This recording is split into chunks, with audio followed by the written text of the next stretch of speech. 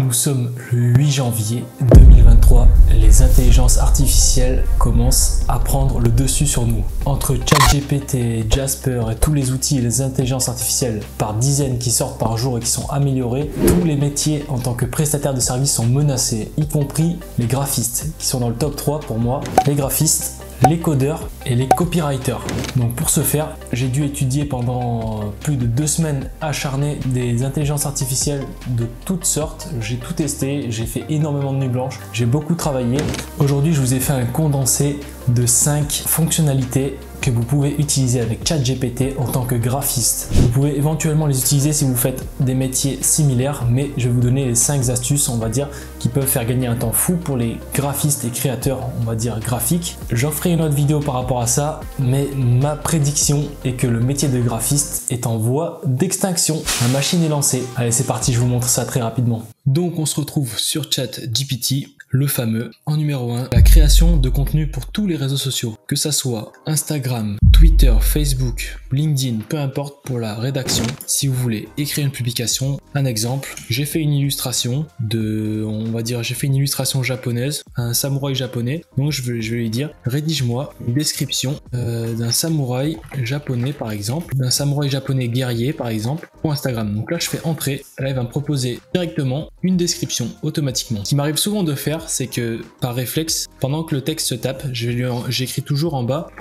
j'écris en 5 de plus par exemple, j'écris 5 de plus, 3 de plus ou 2 de plus, ou ça dépend en fait. Quand j'ai envie d'avoir un peu plus de propositions, j'écris à l'avance, je regarde en même temps, je lis ce qu'il m'écrit, et si ça me plaît, tant mieux, et si ça me plaît pas, par exemple, je fais ça 5 de plus, et là, il va me proposer 50 propositions. Donc ce qui peut être pas mal si vous voulez faire une petite description quand vous êtes un créateur de contenu, quand vous êtes un créateur graphique ou un illustrateur, vous n'avez pas vraiment le temps de faire de la rédaction de contenu comme il faut, des publications. Au moins d'un côté, c'est vraiment un avantage et un gain de temps monstrueux. Donc là, par exemple, il m'a fait n'importe quoi. Donc quand je lui ai mis 5 de plus, il m'a fait des descriptions très courtes. Après, rien ne vous empêche de mettre rédige-moi autre chose ou de refaire une requête. Encore une fois, vous refaites une requête là. Voilà, donc si vous avez fait par exemple plusieurs publications, moi ce que je fais, c'est que je reprends directement la première requête que je lui ai demandé. Je vais recoller en bas et rédige-moi une description pour par exemple d'une illustration dessinée de chat, par exemple pour Instagram. Là, je fais OK. Et là, voici une proposition de description pour une illustration dessinée de chat pour Instagram. Je vous présente mon dernier dessin, un chat aux allures félines et mystérieuses, etc. Donc il va vraiment apporter en quelque sorte un niveau de copywriting avancé. Pour un outil gratuit, je vous recommande vraiment d'utiliser ChatGPT. Après, il y a des autres outils qui sont payants et qui sont, on va dire, un peu plus ciblés et qui sont un peu plus uniquement ciblés pour le copywriting. Mais là, on va rester uniquement sur ChatGPT. C'est déjà vraiment sympa. Et là, par exemple, si j'aime pas, par exemple, le début qu'il m'a fait, je vais lui dire, change-moi le début. Et là, il va me faire une autre proposition. Vous pouvez interagir avec lui demander de faire des modifications. Il est intelligent et il est plus fiable que des humains. Donc, faites-lui confiance. Numéro 2, la création de modèles de documents. Tout ce qui va être des contrats. Exemple, on va faire directement un exemple. Rédige-moi un contrat pour un entrepreneur commissionné, par exemple. Là, je fais OK. Et vous pouvez lui demander n'importe quel type de contrat. Techniquement, il va pouvoir se débrouiller. Et là, il me rédige un contrat. Donc, je vais demander un contrat spécifique entre une société et un entrepreneur qui sera commissionné. Et là, il va me le rédiger. Ça peut arriver qu'il bug ou qu'il s'arrête. Soit vous refaites la requête, ou soit vous lui dites finis la requête, ou finis ton contrat, finis la phrase. Essayez d'un peu d'interagir avec lui, mais normalement, il va bien se débrouiller. Mais là, vous voyez à quel point c'est puissant, parce que il a une connaissance monstrueuse. Je vais pas rentrer trop dans les détails. Je pense que vous avez déjà entendu parler de cet outil. Et si c'est pas le cas, il y a des youtubeurs qui ont fait des vidéos pour présenter un peu plus en détail cet outil. Moi, je l'utilise. Je pourrais pas vous donner vraiment les caractéristiques techniques, mais je peux vous dire comment l'utiliser sur certaines manières. Voilà, donc là, comme vous voyez, il est en train de méditer tout le contrat comme il faut avec l'article 1, l'article 2, l'article 3 et il va pas s'arrêter. Donc, ce que je vais faire, c'est que je vais refresh la page parce que des fois, il me saoule quand ça me plaît pas, je refresh directement. Voilà. Numéro 3, la rédaction de contenu pour les sites web. Alors, attention, je vous vois venir ceux qui s'y connaissent dans le référencement naturel. ChatGPT n'est pas le meilleur au niveau référencement naturel. Il y a beaucoup d'autres outils et faut faire attention. Mais si, exemple, vous avez un site de graphisme, vous voulez pas vous prendre prendre la tête, vous voulez pas avoir une stratégie de référencement long terme ou court terme ou peu importe, vous vous en foutez. Vous voulez juste, par exemple, faire un petit texte. Imaginons, comme là par exemple sur mon site, j'ai mis une photo de moi, j'ai mis designer créatif et polyvalent. Et admettons qu'en bas, j'ai pas de bloc de texte. Donc, ce que je vais faire, c'est que je vais aller sur ChatGPT et je vais lui dire, rédige-moi un bloc de texte avec le titre designer créatif et polyvalent. Je fais entrer. Et là, il va me rédiger directement un bloc de texte. Donc je vous rassure, moi j'ai fait ces textes, j'ai fait créer ces textes avec une agence de référencement. J'ai pas fait comme ça. Il y a certaines personnes qui ont des soupçons, qu'il y a certains robots, certains outils qui aura la possibilité de voir si le contenu a été rédigé par un IA ou pas. Et là, ça risque d'être dangereux. Donc on va éviter de all-in là-dessus. On va rester tranquille. On va l'utiliser à des fins limitées. Et là, vous voyez, il m'a créé tout un paragraphe. Et si j'ai pas envie de me prendre la tête, je le prends, je le copie et je vais le coller directement là. Donc c'est un paragraphe quand même correct. Un designer créatif et polyvalent est une personne qui possède une grande capacité. Donc là, en fait, comme je ne l'ai pas assez bien expliqué, il a expliqué ce qu'était un designer créatif et polyvalent. Donc là, je vais lui dire, parle de moi à la première personne. Et là, voilà, je suis une personne très motivée et déterminée. Vous voyez, là, il a directement parlé à la première personne et il a fait un bloc pour moi. Donc je suis une personne très motivée et déterminée, j'aime me fixer des objectifs et travailler dur pour les atteindre, je suis aussi très créatif, etc. Là, on est resté très vaste. Si plus vous allez lui indiquer ce que vous voulez, plus il va vous le faire. On aurait très bien pu, par exemple, faire rédige-moi un bloc de texte pour mon site, web avec le titre, en parlant de moi par exemple, avec le titre designer créatif polyvalent. Et là, en tant que graphiste créatif et polyvalent, je suis une personne passionnée. Donc là, vous voyez directement, comme je lui ai donné plus d'indications, il s'est pas trompé et il est directement allé au vif du sujet.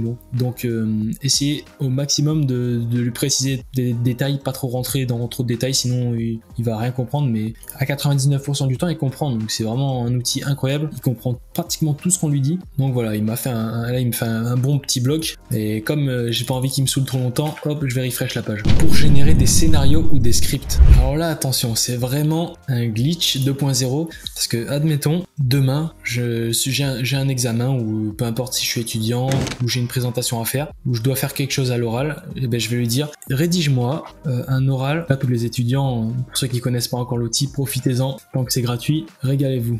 Si on peut gagner du temps par rapport à ça et éviter le système scolaire des fois qui est un peu redondant, autant utiliser ces outils. Rédige-moi un script pour un oral de Louis de Funès. Vraiment, je sais pas pourquoi je suis allé là-bas, j'ai mentionné Louis de Funès, mais là, il va directement me rédiger un script. Alors là, ça veut rien dire un oral de Louis de Funès, je vais même pas dire si c'était une biographie, si c'était quelque chose, mais là, il va me faire une introduction. Bonjour, je vais vous parler aujourd'hui de Louis de Funès, un acteur français très populaire dans les années 60-70. Présentation de Louis de Funès, né en 1914 à Courbevoie, blabla. Donc là, il va vraiment créer un script complet pour faire un oral. Donc si demain vous voulez faire un oral, ou vous voulez même faire, je sais pas, une vidéo YouTube sur quelque chose, ou peu importe, vous avez directement ça, et ça vous crée un script détaillé. Ça va booster du coup vos comment dire, j'ai envie de dire que moi personnellement, quand j'ai envie d'apprendre une information, en fait cet outil me permet d'apprendre 2 fois plus, ou même 4 ou 5 fois plus de choses par jour, étant donné que dès que j'ai une information, elle est directement synthétisée, donc ça me fait gagner déjà du temps. Après je prends des notes, et au final ça me fait gagner un temps fou et apprendre plus de choses dans la journée. Et ça vraiment, c'est une révolution. Là, je vous le dis, c'est le nouveau Internet. C'est exactement autant puissant ce qui se passe aujourd'hui que la création d'Internet. Il y a plein d'autres outils, mais on va se calmer. On verra au fur et à mesure. Et pour la dernière partie, quelque chose qui est un peu, on va dire, qui est un peu chiant à faire, les mails. Quand vous voulez envoyer un mail, par exemple, vous avez envie d'envoyer un mail à votre équipe, par exemple, pour les féliciter parce qu'ils ont bien travaillé, tu marques directement, rédige un mail pour féliciter mon équipe de travail et remercie. Par exemple, remercie, j'en sais rien, remercie Laurent, le grand patron, ou le dirigeant. Voilà, par exemple, c'est vraiment un truc à la con que j'ai marqué, mais là, il va me mettre « Bonjour à tous, je tiens tout d'abord à féliciter l'ensemble de l'équipe pour le travail accompli ces derniers temps. Vos efforts et votre dévouement ont été un véritable... » Voilà, il va m'écrire vraiment quelque chose, et il va mentionner Laurent, bien sûr, parce qu'on lui a demandé. Je tiens également à remercier Laurent, notre dirigeant, pour sa confiance et son soutien indéfectible. Sa présence, ça vient... Alors, je vais pas vous lire tout ça, on s'en fout, mais vous pouvez vraiment éditer n'importe quel mail. Après, si vous voulez dire par exemple plus court, il va vous rédiger du coup le mail un peu plus court si vous voulez pas que ce soit trop long. Et après, il y a une fonctionnalité aussi qui est pas mal, mais ça c'est un peu plus quand vous faites un peu plus du web design, on va dire, vous pouvez limiter le nombre caractères. Je dis web design, mais même si vous faites des publications par exemple sur un certain réseau social où on peut mettre par exemple que 140 caractères, eh ben vous mettez avec par exemple là, rédige-moi ça avec maximum 140 caractères. Bon là, en l'occurrence 140 caractères c'est très peu, donc il risque de me faire un tout petit mail, un tout petit texte, mais au moins il le fait. Donc si vous avez sur LinkedIn par exemple, je sais même plus combien il y a de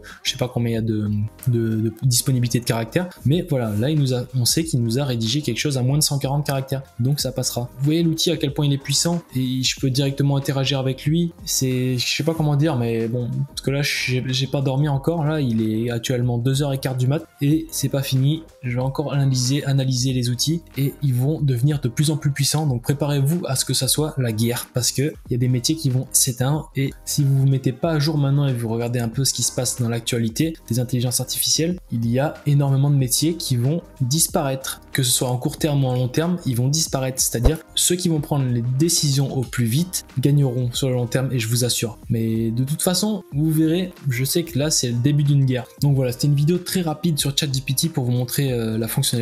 J'imagine que la plupart d'entre vous ont déjà entendu parler de cet outil, parce que c'est en train de révolutionner actuellement le monde actuellement. Il va être encore plus garni, il va être encore plus puissant, et là on va se retrouver avec des outils aussi puissants que toute la population mondiale réunie. Et ça, vraiment, c'est quelque chose que j'aime, parce qu'on va gagner du temps, on va pouvoir être plus productif, on n'aura plus besoin de compter sur forcément quelqu'un pour nous rédiger quelque chose, ou un prestataire qui est pas là, qui a pas le moral, machin. On fait, l'IA il dort pas 24/7, hein, l'IA bosseur, donc on le fait travailler. Bon, sur ce je vous laisse, j'ai encore plein de choses à analyser, à tester. On se revoit très vite pour beaucoup de vidéos sur les intelligences artificielles, sur quelque chose que je vais me pencher sur le long terme, et essayer de le combiner avec le graphisme, ce qui va pas être facile, mais on fait la transition parce que sinon on est mort, car c'est la guerre.